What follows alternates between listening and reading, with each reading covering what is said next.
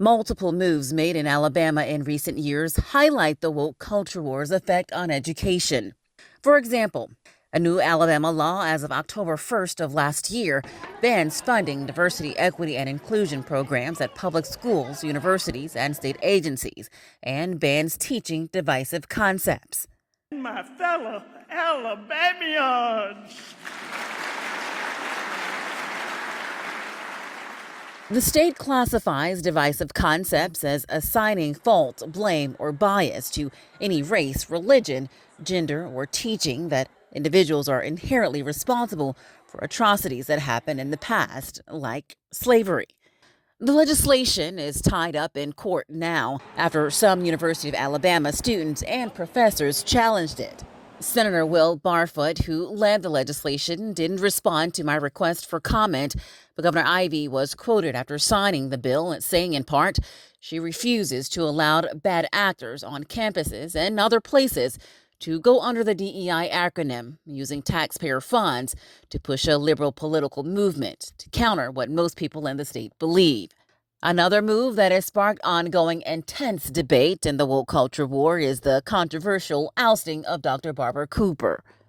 The early childhood education director's abrupt resignation made headlines across the country. Governor Ivey's office cited Cooper's approval of this resource book for teachers called Developmentally Appropriate Practice in Early Childhood Programs. It's by the National Association for the Education of Young Children. Governor Ivey has said it included woke concepts that she cannot support. In this email, she declined my request for an interview to further discuss the matter.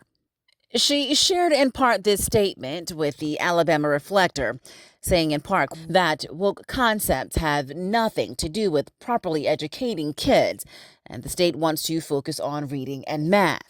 Alabama House Minority Leader Anthony Daniels says forcing out someone as experienced as Cooper was an unfair decision. But a person that had been working their entire career, spending their entire life to public service, helping children, and the curriculum that's being referenced is a standard, national standard. The book included examples that the governor found troubling. One reportedly involved text about the United States Foundation and systemic and structural racism, while another focused on LGBTQ plus inclusion, aimed at teaching 4-year-olds to be welcoming toward people of all backgrounds, sexual orientations, and beliefs. History should be taught, and the truth about history should be taught.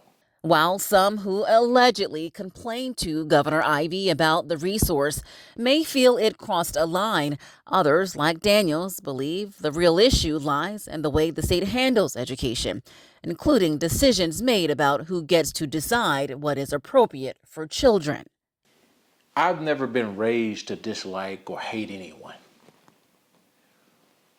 But I also was exposed to content that taught me about the history of our country in general, but it did not prompt me to dislike any person or look at anyone differently. It taught me as a leader to not repeat the mistakes of the past and to push policies and put structures in place so that we don't repeat the bad things in history that we're not so proud of. As the woke culture war rages on, the true question remains, can Alabama ensure that the next generation is equipped with a well-rounded understanding of the world without alienating educators or curbing freedom of choice?